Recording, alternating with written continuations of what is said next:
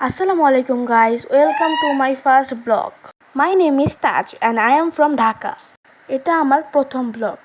মূলত আমি এই চ্যানেলটা খুলেছি আপনাদের সাথে আমার ডেইলি লাইফস্টাইল সম্পর্কে জানাতে এবং ব্লগের পাশাপাশি আমি গেমিং ব্লগও দিয়ে থাকবো এই চ্যানেলে।